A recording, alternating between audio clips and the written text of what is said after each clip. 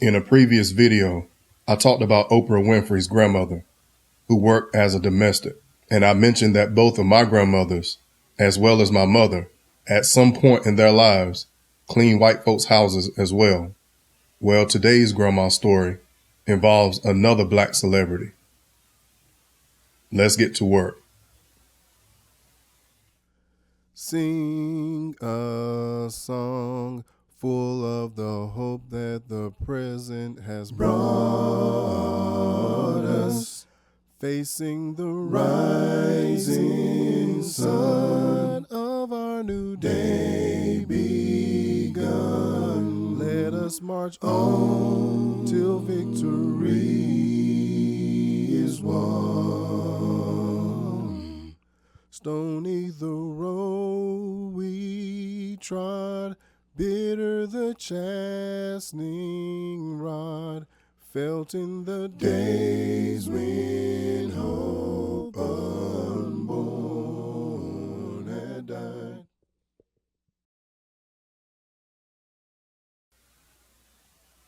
Power rising, King brothers and Queen sisters. Thank you for stopping by and welcome to the village. I am the village elder.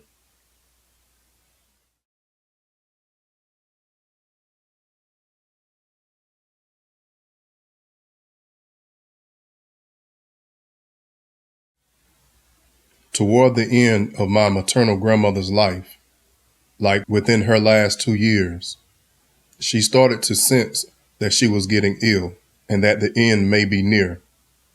She asked my mother, practically begging her, to take out a life insurance policy on her.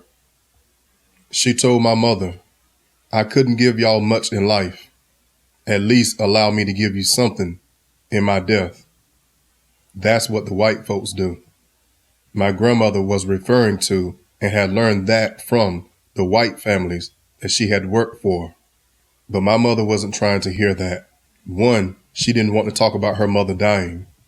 And two, she didn't like the idea of making money off her mother's death. So my mother didn't do it.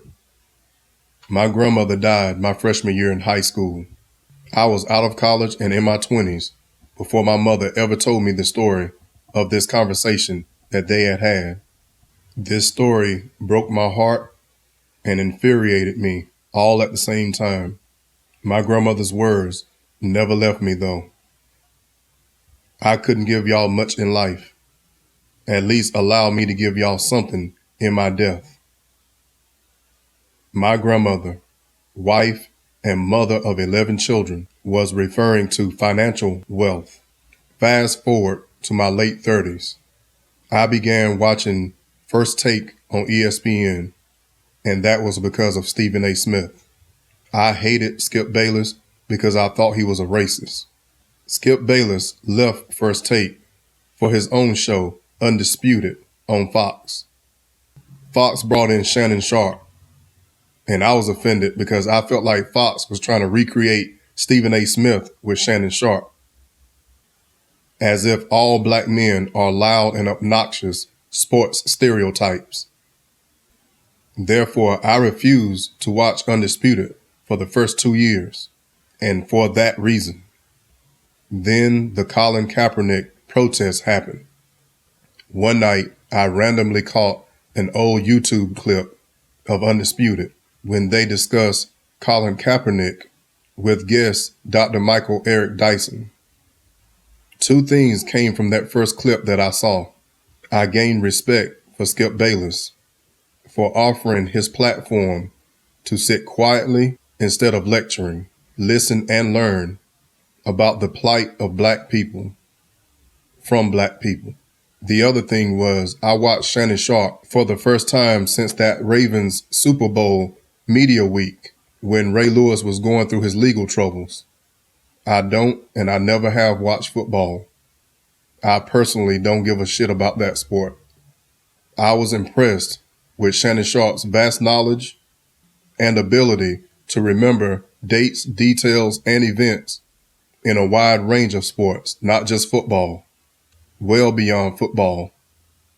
But that is not what separates him from any other sports commentator, because after a while, they all begin to sound the same.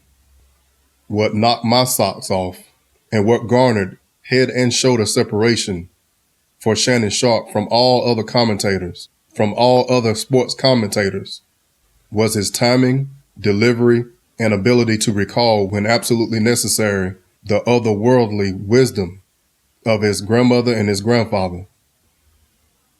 When I heard him repeatedly do that, I immediately said, that's a bad motherfucker right there, and he don't even know it. He doesn't even recognize the power of his grandparents' words or his flawless ability to wield those words. What also happened immediately was that I had a chill down my spine and that the hair on the back of my neck stood up. It was at that moment that I immediately remembered those words from my grandmother to my mother. I couldn't give y'all much in life. At least allow me to give you something in my death. Shannon Sharpe often talked about and still does talk about how financially poor his grandparents were, though they were able to successfully raise their grandchildren, despite being financially challenged.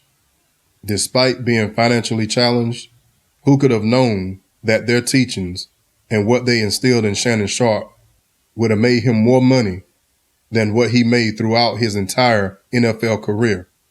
Who could have known that?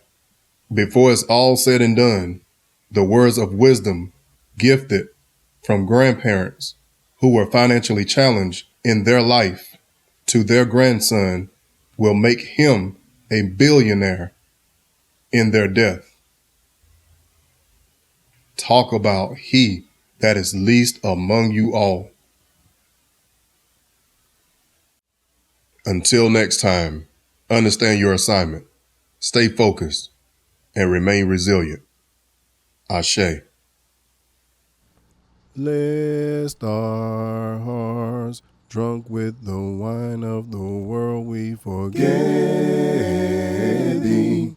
Shadowed beneath thy hand, may we forever stand true to our God, true to our name.